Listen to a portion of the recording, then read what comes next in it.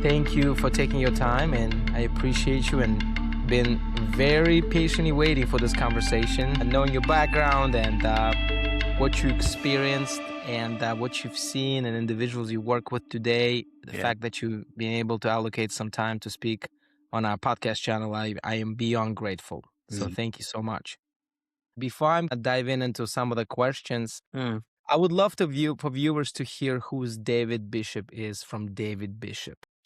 Sure. Yeah, happy to tell you about my journey. Yeah, so I spent what I call my first career in Hollywood studios, and I eventually worked. I started back in the Philadelphia market in the back room of a record store. You remember them?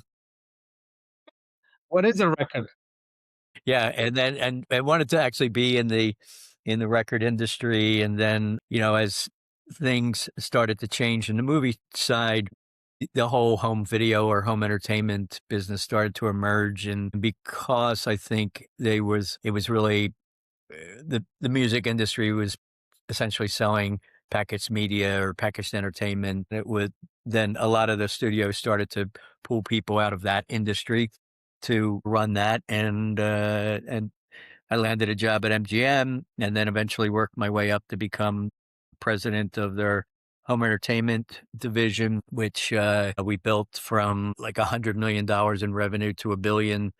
Eventually, when I left, some of it on the riding the wave of new technology. We launched DVD during that time frame, and that was massive and a massive change to the industry. So, yeah, as I say it, it's almost like saying, "Oh, yeah," and then I sold 8-track because it is sort of, it's kind of an ancient delivery system already. But, yeah, so I, was one of the founding fathers, if you will, of the DVD No industry, way. and helped to launch that technology.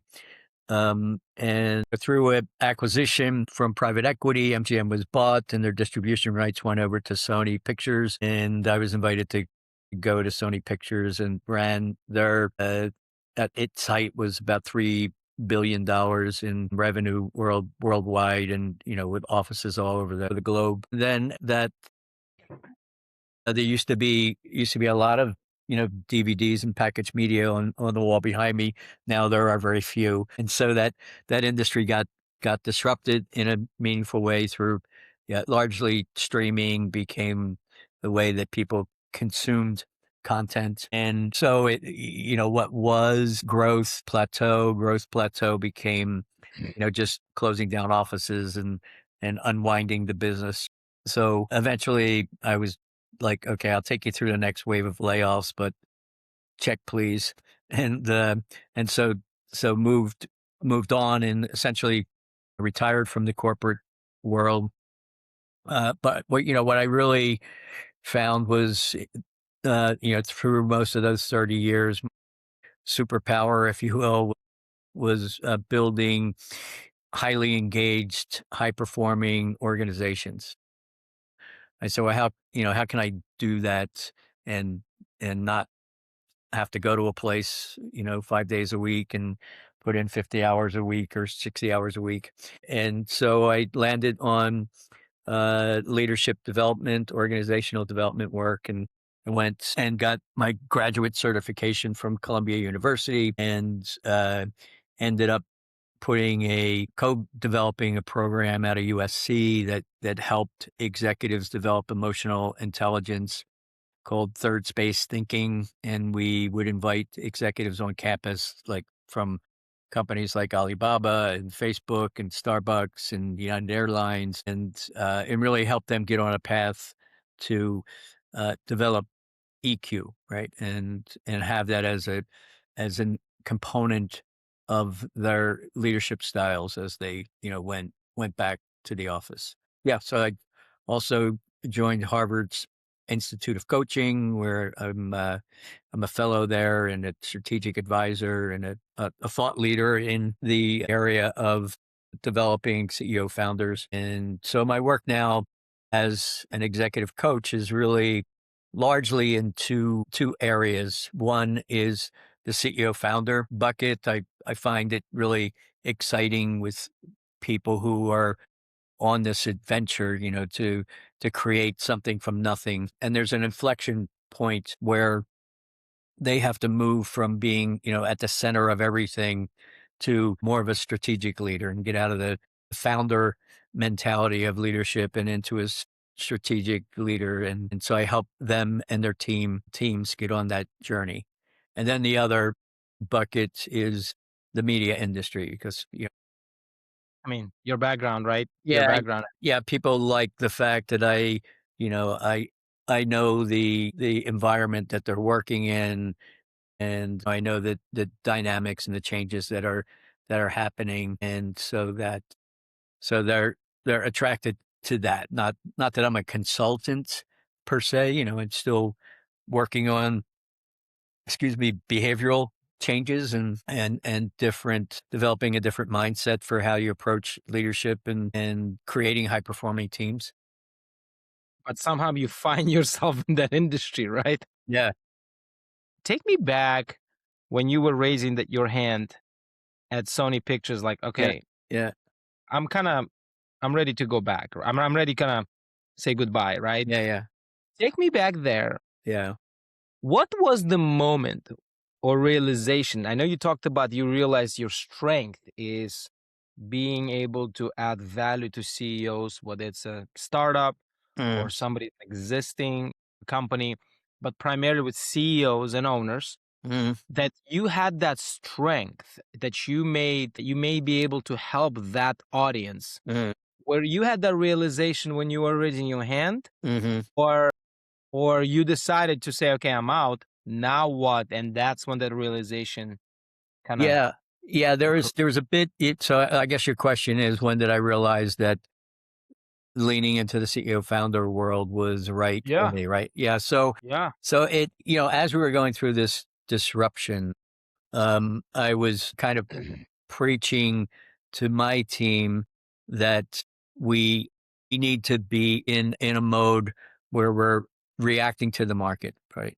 Trying to stay ahead of the market, not trying to draw the market back to what we want it to be, right? Because I saw that happen in the music industry when things started to shift to streaming and downloading music. The record companies tried to get lawyers and sue people who were doing that rather than create a business out of it, right? So I was talking to people just about how the market is now more volatile, more ambiguous, more complex. And so I was inviting in CEO founders and asking them about how they're consuming content, right? Because I knew they were both, innovative thinkers. They were largely from a younger generation. And so I wanted my senior team to kind of understand that mindset so that we could look for ways to deliver our content in ways that follow the consumer, right? Because if you don't follow the consumer, then they're just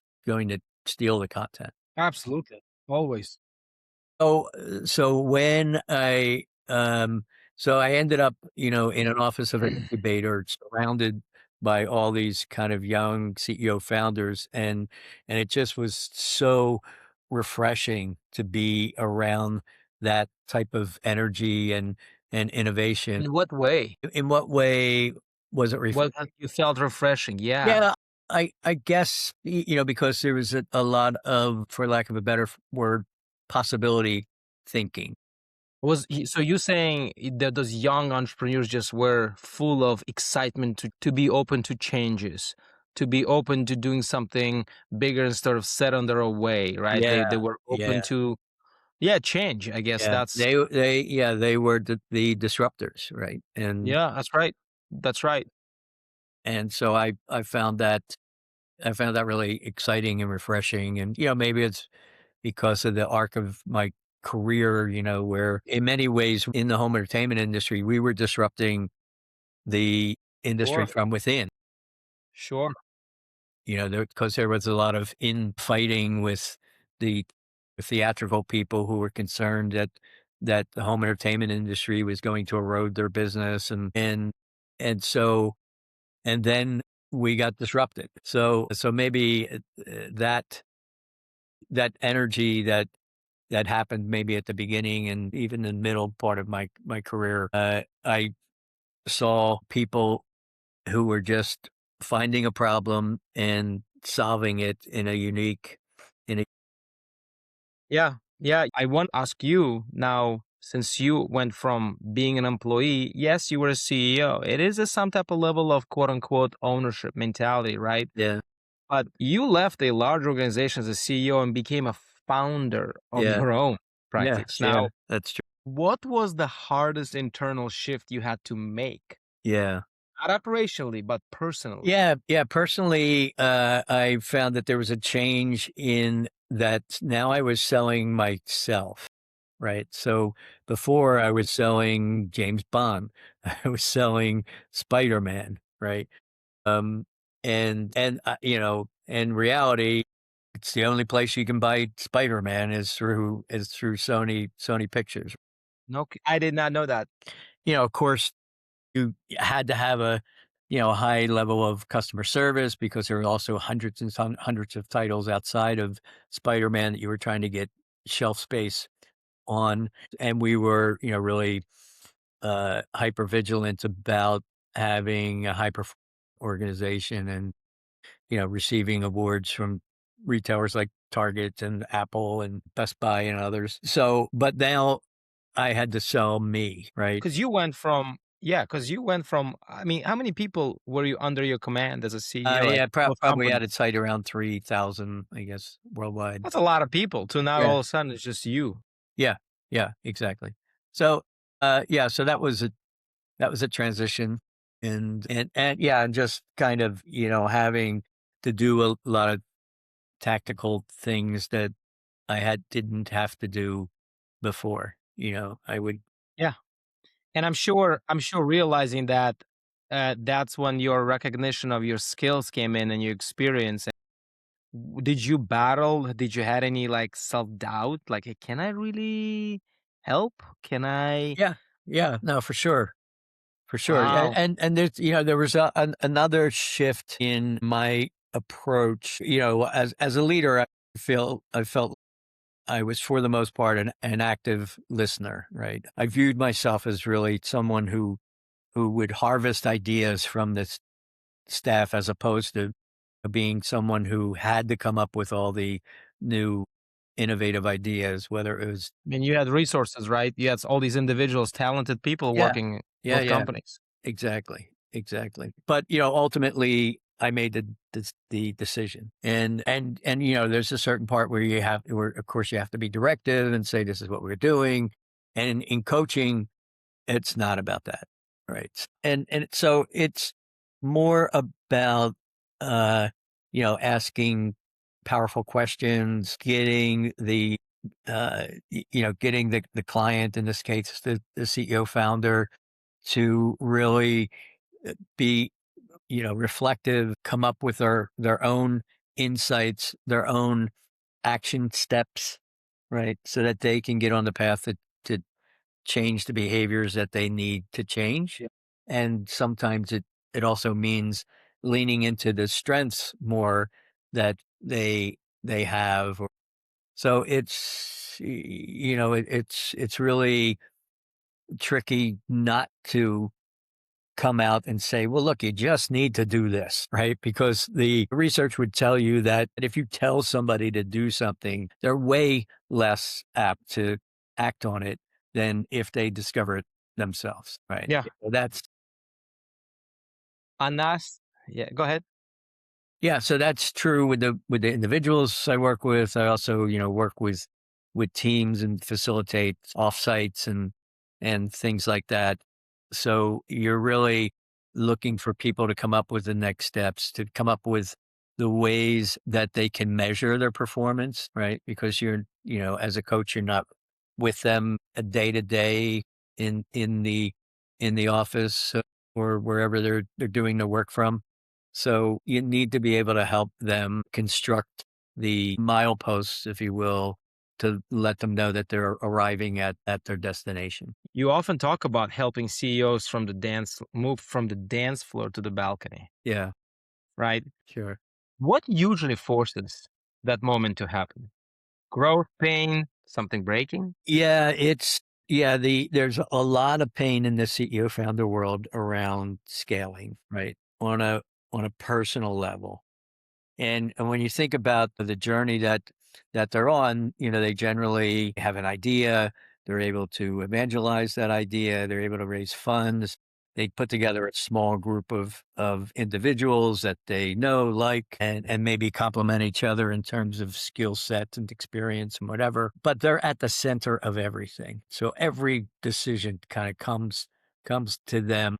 And then when they go from 5 to 50, it's impossible for them to be involved in every detail. And people who come to work want a certain level of authority that they know they can put their own. Trust, right? Yeah, Yeah, you're yeah, communicating trust as a leader. Hey, I trust you. I hired you because of X, Y, and Z. exactly. Exactly. So there's a meaningful sense of loss when that happens in the CEO founder world because they feel less valued. Wow. And so it's hard for them to really kind of as you mentioned the analogy, to move off that dance floor and into the balcony where they need to be, right? Because you want to choreograph everything that's going on, and you can't choreograph if you're on the floor, right? Because you just can't Why is see everything. that? Why is such a struggle? Yeah, yeah, again, they feel needed, they feel important when people come to them with every decision. There's a sense of control, and knowing that okay, I now know what's going on because I made the decision. Right. Wow. And you mentioned that you have to move into a sense of trust, and sometimes that's difficult because they've been driving this initiative almost entirely by themselves with, you know, some companions for a while. But that founder mentality can't produce just organizational growth or move them in a direction where it's it's it's going to produce the best results. Now that doesn't necessarily mean that that's the only way you can run your organization, but it's because there are instances when a founder needs to go back to the founder mentality, right? So, for instance, if you're hitting a wall with what you're doing, then maybe the founder needs to kind of roll up his or her sleeve and get back to the detail. Or if you're developing some new product, some new concept, there may need to be more hands-on activity in those instances. But by and large, if you're going to scale and you're going to create a place where people love coming to, you're going to have to continue to move into a strategy mode and just make sure that everyone is rowing in the right direction. You compare the founder journey to the hero's journey. Yeah. Where does that, I guess, a bias usually show up for CEOs, right? And what do you see separates those who grow from those who, yeah, Yeah. stall? So, yeah, just to, kind of bring the audience up to speed. So, there was a guy, I think he hit its prominence, kind of back in the 80s. But his name was Joseph Campbell. He was a professor in mythology, and he just studied all these myths and found that there was just a common thread, a common story in all of them that he termed the hero's journey. And it became so popular, and that George Lucas actually hired him when he was creating the Star Wars series. And if you think about the Star Wars series, it maps pretty well to this concept of the hero's journey. And it starts with this call to adventure, right? So in a CEO founder's world, that may be, I worked with a CEO who was a PhD out of Stanford and did his dissertation on something that was really so innovative. His professors were saying, you got to raise money and start a company around this. So they have this call to action that says, okay, whatever I'm doing now, leaving behind, and I'm on this journey. And they of course, kind of meet people on the way. Sometimes it's coincidental, other times it's intentional, and they gather this team together that is on this journey with them, right? And of course, there are mentors along the way, there are helpers along the way, there's challenges and temptations and self doubt, um, and they all kind of generally hit a point where as you mentioned, they hit an abyss, right? So just a deep dark time, and maybe that means, oh, I scaled to 50 people, but profitability still isn't coming the way I like, so I got to lay people off, or the product is plateaued at a certain level, I can't seem to figure it out, and they get into this dark place where they feel like nothing's working. And if you're following the Star Wars analogy, it's when Luke was in the dark Dark forest, and times. he Yeah, was by just himself. yeah, by himself. He was scared. It was, and almost to the point where they feel, okay, I'm just giving up. So, and some of them do give up at that point, but others kind of figure it out. And of course, there's the overused word pivot, where they figure out, okay, well, this is a way I can, present this product, or I can take certain elements of it and move it in a different direction. It also comes up in their, what I described in their leadership approach before, right? Where they get stuck because they lose control. They feel like, hey, I put in like 60, 80 hours a week. None of these other people are doing that. If Yeah. they would just work harder, then we could produce more. So they have all these false assumptions in that darkness. And if they're successful, then they come out stronger. They come out, better leaders. They come out with a better organization and a product that works. And then they, continue to go on that journey, return as heroes if things work out. So essentially, it's very similar to the corporate world, right? That you see that. How often do you see that happens?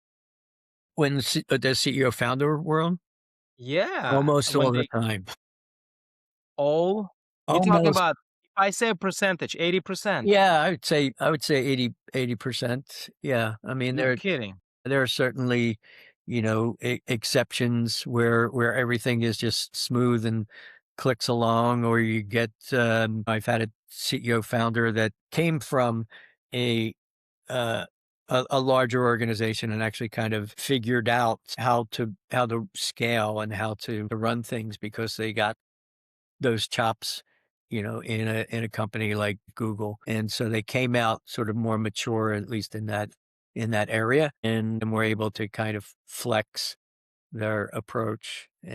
But I can only think of a few that I've worked with that haven't gone through that period. Wow, I am a little bit surprised with that answer, Yeah. right? Because I think that somebody gets to that journey of the CEO and become the leader, that you've created something unique, right? You Yeah. would think you have everything figured out, but that there's a constantly that next level of Yeah.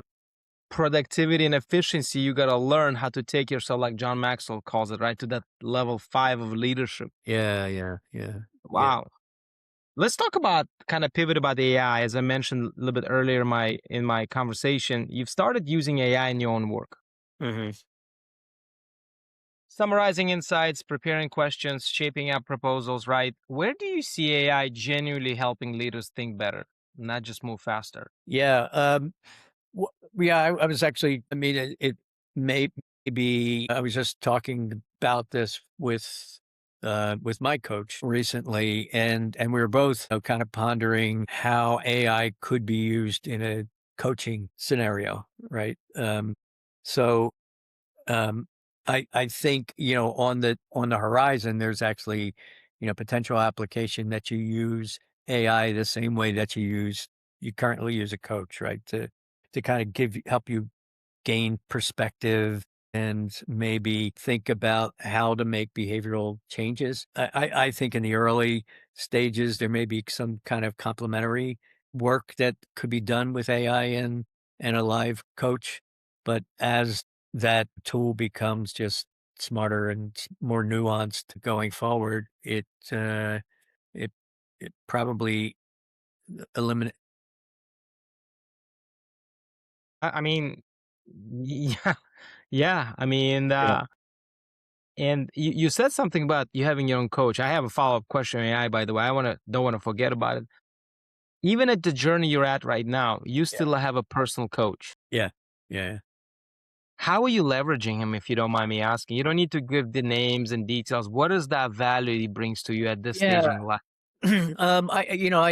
I think there's a value of just the process of being able to have a safe place where you can just say anything, right? And you can, which includes kind of questioning my, putting enough emphasis on this area of my life, or am I putting too much? And there's a, catharsis that happens, and a clarity of thinking that happens by just being able to share your most vulnerable self to, somebody who's on the other side of the screen. And again, then there's a curiosity, there's a questioning on the other side that sometimes opens you up to a blind spot, or to a perspective, or to an approach that you might not otherwise come to the conclusion on yourself. Have you seen a CEO being able to create that type of environment for individuals that he led in the company? No. Why is that? Well, I think Is it even possible? I guess it's possible, but there's, it, you're playing a game within an organization, right? You want to, you, if you go in and go to the CEO, right, and you say, I'm feeling like really insecure about this. There's a lot of self-doubt about me taking on this project. I don't know if I can do it, or, how's that going to play? I And conversely, you're not going to go into the CEO and say, for the most part, you're a great CEO, but you really get too much involved in the details, and I think you ought to stop that. you know, I mean, I see it, I hear it, right? Like, obviously, me never running a 3,000 people company yet. Yeah. I always envisioned me being that CEO, just Yeah. have an open floor Yeah. to. Well, yeah, and you can actually get to that. I was just almost obsessive around employee engagement studies, and, different than measuring happiness within a organization. I really wanted people to feel like they mattered, that we were doing something with purpose, and that we were hitting, that there weren't any kind of cracks in the organization, and open and honest feedback about me and about the senior team, what's working, what's not working there. So, if you create that environment where you can do that anonymously, which was, you know, still a challenge, because there were some people who were just like convinced that, when I launched these surveys, that there was a way I could find out who said what, Did it. Yep. which was not true. But that's a way to get, what, uh, At least at this point, right? That's the solution to that, to yeah, be able to potentially create. I'll be honest with you. I remember those surveys, and even that they said it's anonymous, I was like, yeah, yeah, right. yeah, Somebody's probably gonna know where the email came from, right? yeah, I have one or two more questions. I want to make sure I be cognizant of your time. yeah, sure. For the founders starting companies today, Mhm. especially those building in AI-driven world, Yeah. what mindset do they need to adopt early if they want to scale without burning out or becoming a bottleneck to their own business? Yeah, so tell me what you mean by coupling that with AI. When I say especially those building in an AI-driven, right? Like Yeah. what mindset do they need to adopt? Like, not necessarily maybe relying too much on AI, what AI's role is in my business, Yeah, yeah, yeah, yeah. how they should view AI. Yeah.